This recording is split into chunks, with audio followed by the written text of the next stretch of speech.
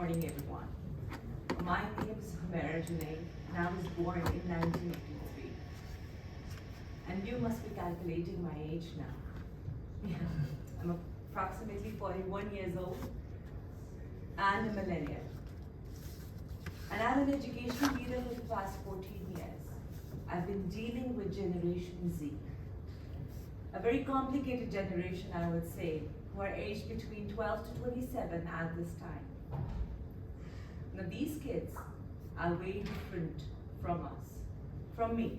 I don't know if some of you might be in that group as well. And these kids are way different because their learning environment is way different from mine. So just imagine my learning environment. What comes to your mind? A table, a chair, a lamp, a calendar, some sticky notes, highlighter, pen, notebooks, my hard copy and paper cover books to flip, which I really enjoy. I really touching the book.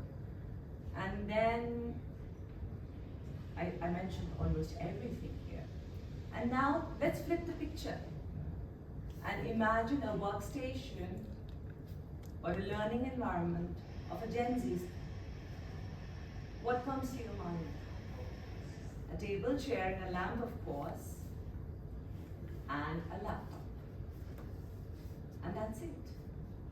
A laptop or an iPad. Mobile, yeah. So that's it. They don't have other things.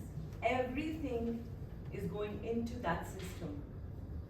And that is why I feel that this topic that I'm about to discuss today is very, very important.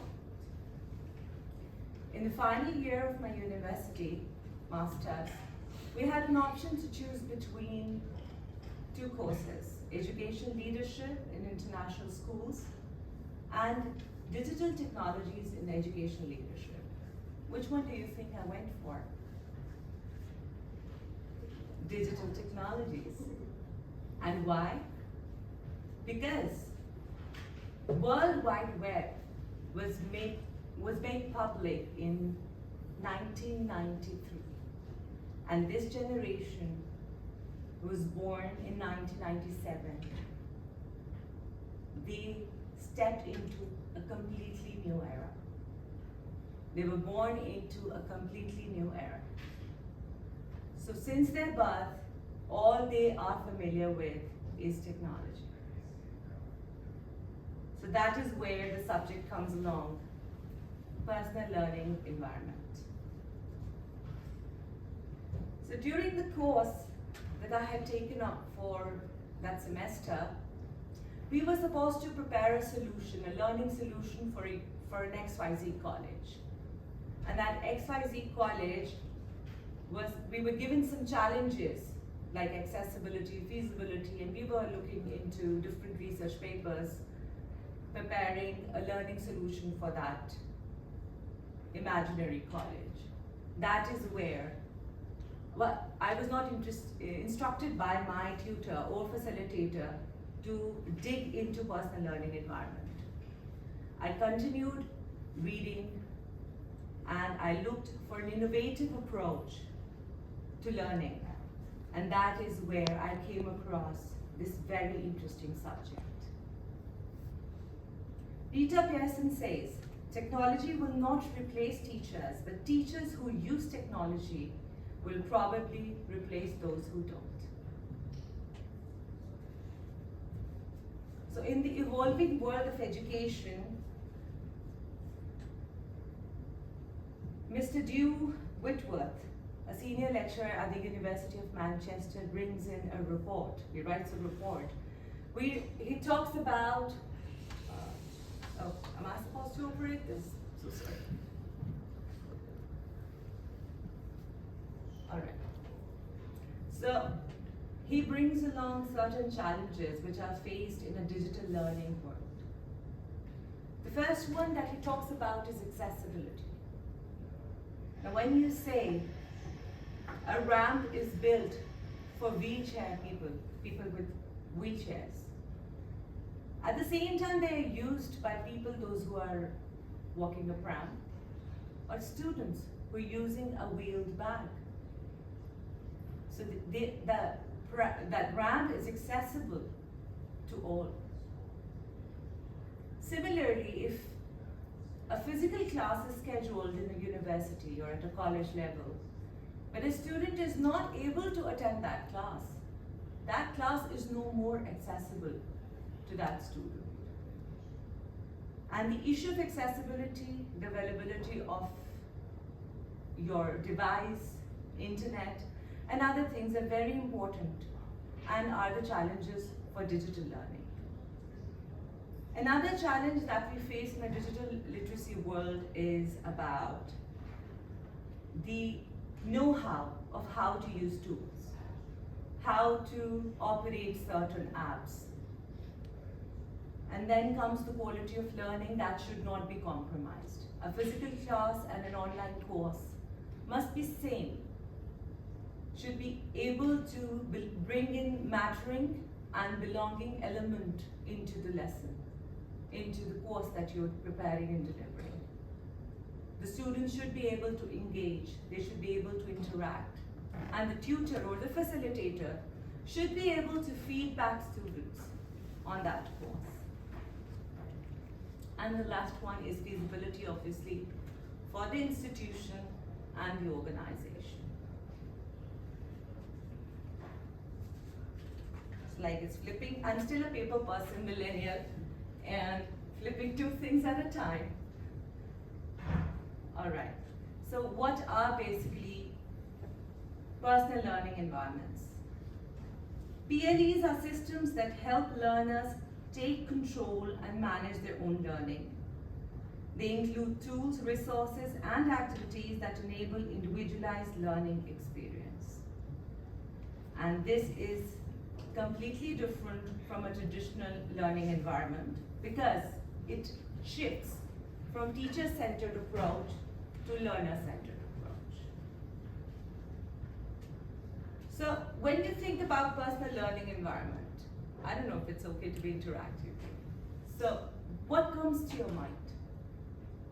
Anything that is in particular coming to your mind, if anybody would like to share? Can't help it, I'm a teacher from background. Maybe kind of personal account somewhere. Yeah. Personal tutor. Personal tutor, could be. Or maybe one tutor but personalized approach. Yeah. I'm thinking of the student and what kind of environment they are sitting in to learn. All right. Very well said. Anybody else? All right. So let's dig deeper. I hope you find it very interesting. There are certain things that research says about PLEs. Actually, PLEs were called by Sclatter. He said, this is the future of VLEs. So we can't, it's inevitable. Virtual learning environment is now inevitable.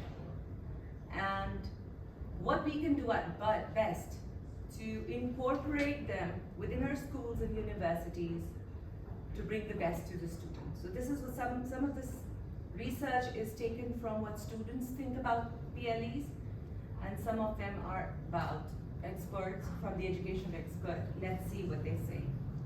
Libraries and classrooms were seen as conventional settings that were frequently connected to organized learning activities. Online platforms and social media, in contrast, were seen to be more adaptable and catered to individual learning preferences. Patterson argues that little thought is given to preferences and personalities of learners.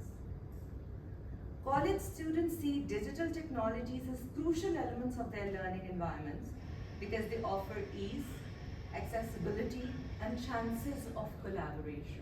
We're going to expand on the chances of collaboration in relevance to Generation Z. Students can enhance their metacognition and reflection, both very crucial components of lifelong learning. A PLE is a strategy that incorporates a number of theories such as connectivism and social constructivism. Additionally, they suggested that a PLE may be a practical strategy for enhancing student cognitive functions. It is also hypothesized that a PLE might be a useful tool for making capabilities apparent in both academic and professional context. And constructivist proponents say, PLE motivates students to build their own communities, setting as well as to develop, distribute, and remix material. Now I think we have done the groundwork for PLEs. I found this image very interesting. So this is what we see in terms of PLEs. Students are using certain tools. They are setting their own objectives. They are gathering information from different sources of their choice. They are using the social networking platforms to share their information, and they have their e-portfolios. And that is why we call them the VLEs of future.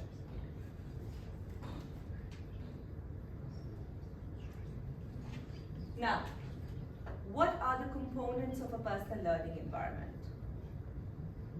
There's a very interesting book I read, Gen Z Explained, The Art of Living in a Digital Age by Linda Woodhead. Yeah. And in that book particularly, they say that Gen Z are very much into collaborative learning. They love to collaborate digitally, not in person. And that collaboration comes in form of various platforms that we see our students using. On their phones, they have access to all the social media apps, and they are collaborating, they're sharing their thoughts on something, one or other, that is of their interest obviously, but might not be a very valuable content for them. So this is how PLE is going to connect their urge of collaboration to their desire to post on different feeds, but for valuable content. A content that is going to be structured, directed towards their learning. So this is something completely different about PLEs. So what do we need? We need digital tools and resources. So when a teacher plans something, she gives in a topic, and then she suggests some reading material. When that reading material is given to students, they are not supposed to bound themselves to the given reading material or the suggested reading material. They have access to the entire world of information that they have around them. And then they dig deeper, just the way my facilitator did not tell me to look into personal learning environment. He told me to look for a solution. It's just I kept on reading, and I kept on searching, and that is what I came down to. So students will have the freedom to navigate their learning. They will have the freedom to decide what would they like to read about in the context which is given by the tutor. And then there are many social networks, collaboration platforms, which are available online. In a PLE, the institution or the organization brings in those platforms and make it accessible to students. So what happens, there's a student XYZ, there's a group of students, let's say, and they want to take up photography. They have shared their interest with the career counselor of the school or the university that we want to learn photography. Now, school makes sure that a good photography course is available to them, which may be published anywhere in the world. Some expert photographer prepared a course, maybe through Jalinga, and they posted it. The school gets the access to that course and brings it to their personal learning environment for the students. And then those students are able to access that course within that learning environment. And then they take some photographs and they post it into their social media page. And then they get feedback from the teacher, obviously.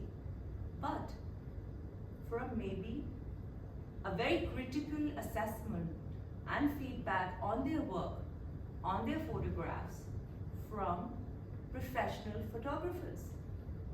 And that feedback further helps them, skill up in photography. So that interaction that they have with the public platform that they receive after publishing their work is what makes PLAs different.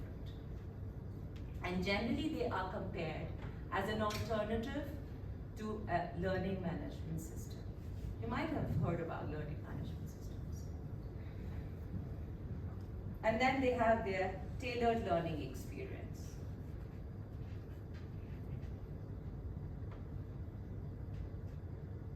So how do students benefit? Obviously, you enhance their learning autonomy. They're independent. And another thing that's mentioned in that book, Gen Z Explained, is that this generation seeks independence. And you might have observed them keeping themselves away from that family routine, from their friend routine, and spending some time with themselves on the device. That is their independence. That is their time.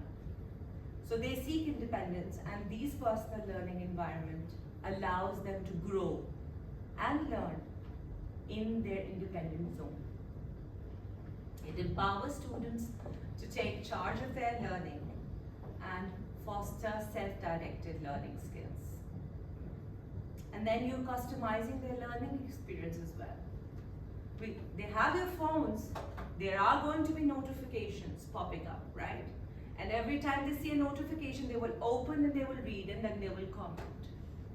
What if we replace those notifications with the kind of content that would add value to their lives, instead of some random content that they are scrolling and looking into, that's coming into their feeds? So this is how you will redirect and you will give a purpose to their learning skills. And then obviously, when you start using all these social media apps and you start looking into internet for a purpose, you acquire knowledge, and that itself is very satisfying. That's very fulfilling. You start attending webinars, you start attending different conferences. Why are you all here? Because you want to learn something new, and that you have the spark to learn that something new. And through developing this kind of environment for students, you are developing a very rare skill into them, and that is lifelong learning. Continue to learn. And the best part that you've done is that you've taken them away from some of the stuff that they don't need in their life, which is available on that social media platform. Now, how can we basically implement personal learning environments into educational institutions? So first of all, it is nothing different from your curriculum. You can always align your PLE to the curriculum standards that you have. And then you can always go for flipped classroom. I don't know if I have many educationists sitting here, but flipped classroom is a very interesting way of giving students some content to read and prepare beforehand. And the class, in the real-time class, the role flips. The student comes forward and explains what he's understood. And by reiterating and by repeating what he's learned, it gradually kind of consolidates the learning. So what is the role of educators here? Are they really teaching? Are facilitators in this kind of learning environment teaching as in they're lecturing, they're guiding, or are they only facilitating? They are obviously both, but the role flips. You're more over facilitating. You're giving them the freedom to explore, to look for the kind of resources that are of their interest related to the curriculum standard which you're supposed to address. And then there is a lot of importance of developing teachers, but the professional development of teachers related to adopting this kind of personal learning environment.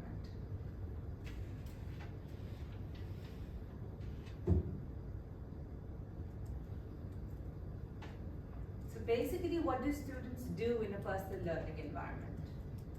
They're given a task, they access the content available to them, or when I say available to them, not the suggested one, the overall content that's available to them. They search, then they perhaps collaborate with their friends, their colleagues. They aggregate the information, they scaffold, and then they analyze what they've studied. So you're developing 21st century skills. They analyze what they've studied and then they store that information. Because you're reading, you're discussing, that information is stored in your brain now. And then they reflect on what they've learned. How do they reflect? Through discussion forums, which that learning environment is going to have. So they reflect and then they present that information, the new knowledge that they have acquired. And then they make it public, they share it with the world. And once they share it with the world, they get feedback from professionals, from experts.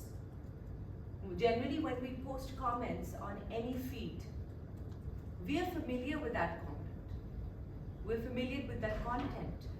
We're familiar with that topic in itself. We're expert in that, and that is why we're sharing our comments and our point of view in that platform. So once they share, they get feedback from the public, from the experts, from the teacher, from the facilitator, and that makes it a very profound learning process.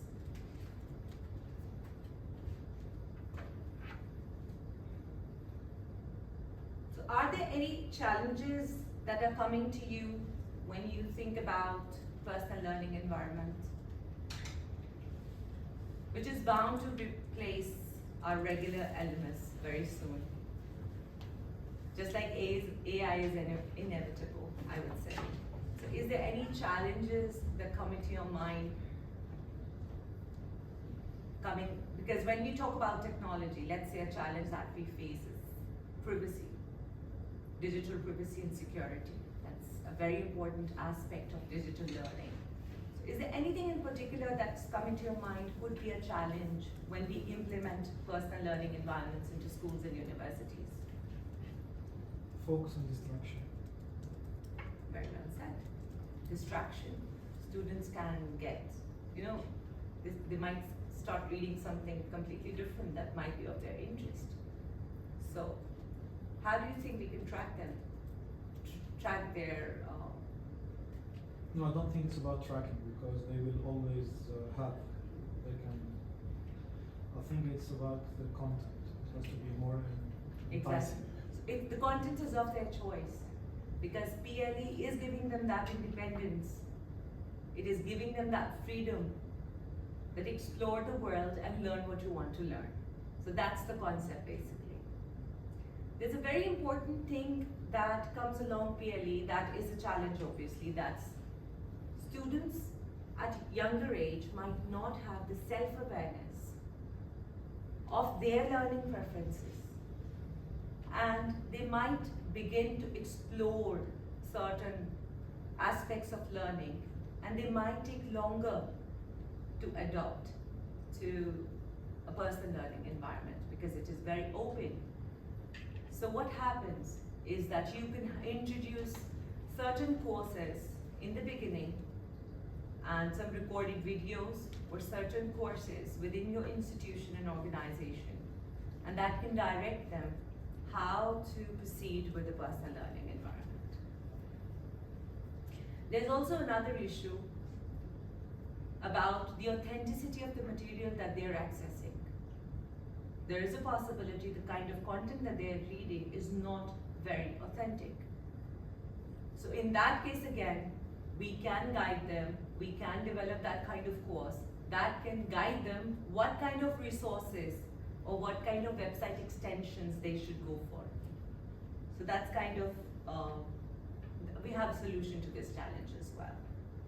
And then we have to maintain a balance between the standardized curriculum that we're offering and the space that we're giving to the students. Independence and curriculum, that has to be balanced.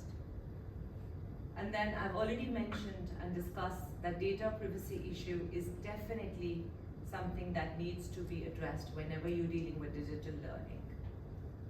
Now when you implement personal learning environment, you have discussion forums. Those discussions which are happening in real time in a classroom, how does a teacher assesses those discussions? There are certain groups of students sitting in different places. There's one teacher, one facilitator who's taking rounds and reading and listening to a bit of every conversation that is taking place at a different table. She might miss some of the points which were discussed on table A by the time she reaches table F. But in a digital literacy platform, all the discussion that goes is right there, it's documented, it's in the discussion forum. And teacher can feedback every conversation, every discussion point that has taken place between the group's members.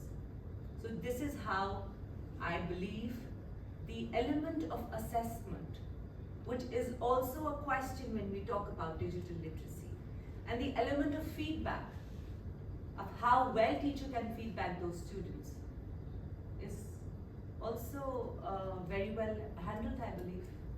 Do you agree?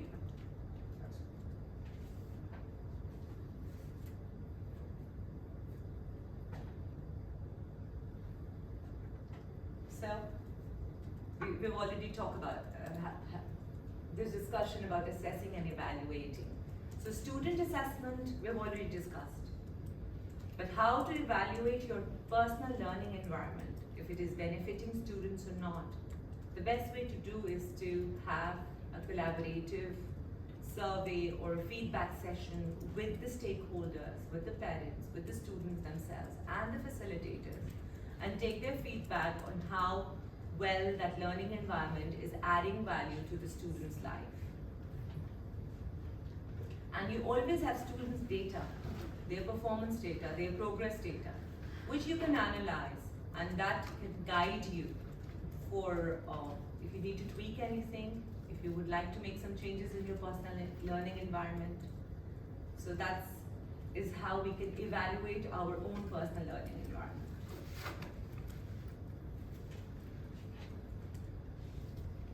So there are many case studies and success stories. I'm not going to go through all of them in detail, but some of the universities, like University of British Columbia, University of Bolton, University of Maryland, Washington, and Baylor University. These universities have generally adopted personal learning environment and have successfully implemented them.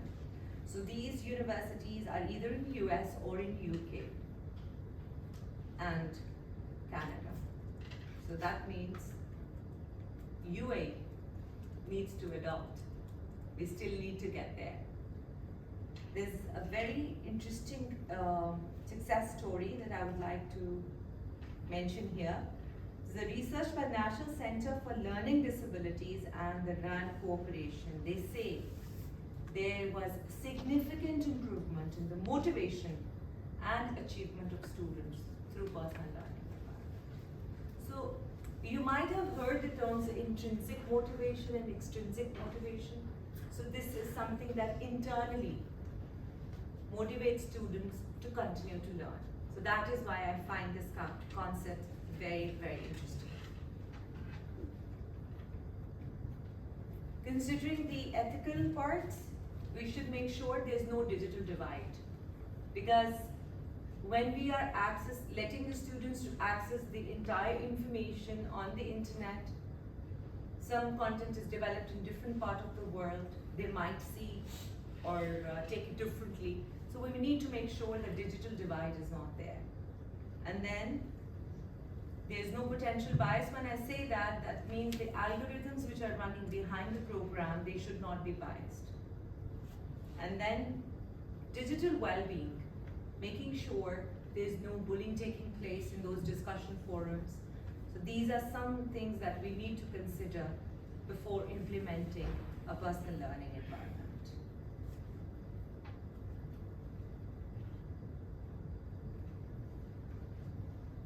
How can we build a supportive PLA ecosystem? So definitely by involving all the stakeholders, parents, students and teachers, and take their feedback and make improvements. By developing partnership with technology providers and educational organization, but above all, we need to be we need to have access to the community groups which are sharing relevant feeds for the social networking element of our students. And then we need to develop policies and frameworks to have a sustainable personal learning environment.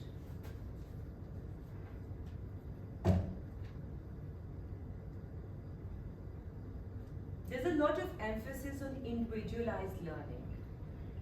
Individualized learning, personal learning, every individual is unique, every student is unique, and one teacher in a class of 30 is trying to address that individual need of every student, which is, trust me, a very challenging task. Teaching itself has become a very complicated career. So this solution that I'm presenting today, which is personal learning environment, teacher can leverage technology to provide that individualized support to every student, which is not possible in the regular learning management system. So, as very well said, personalized learning is the future of education, not just a trend. Thank you so much. There's some references.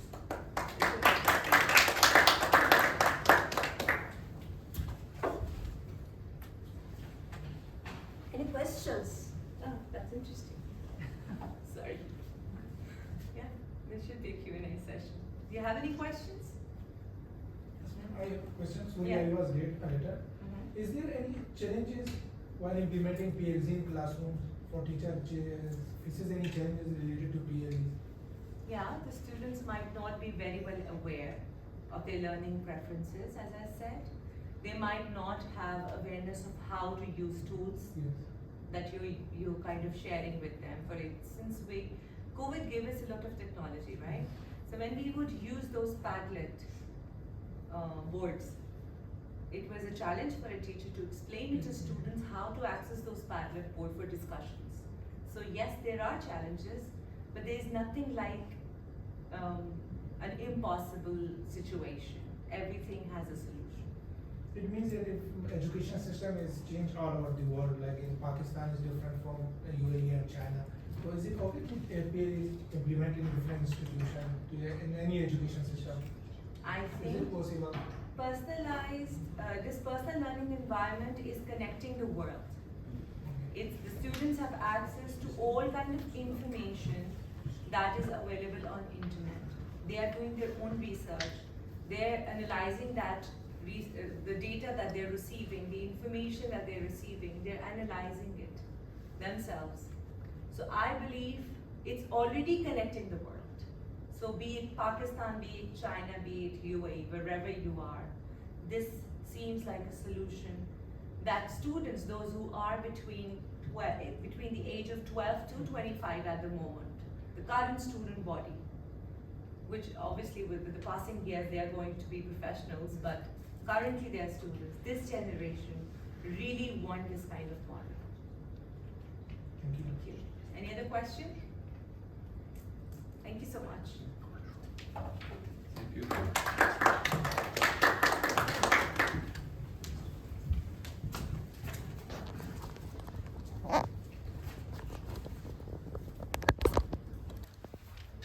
Thank you so much. We have this appreciation. Let me just picture of this? Yeah. We can make a picture. Yeah, sure. You know, I know what we're talking about because my son once he asked me that, what is YouTube channels Yeah. did you watch for math in your childhood? Yeah, I yeah. had to explain there was no YouTube, Mhm. and then he asked, how did you make your Zoom calls? I was confused, Mhm. explaining him that there was no internet. Yeah. we had VHS Mhm. and the phone. Yeah. Yep. So I know Yeah. particularly what you're talking about. Myself being Yes. mother of 2 teenagers.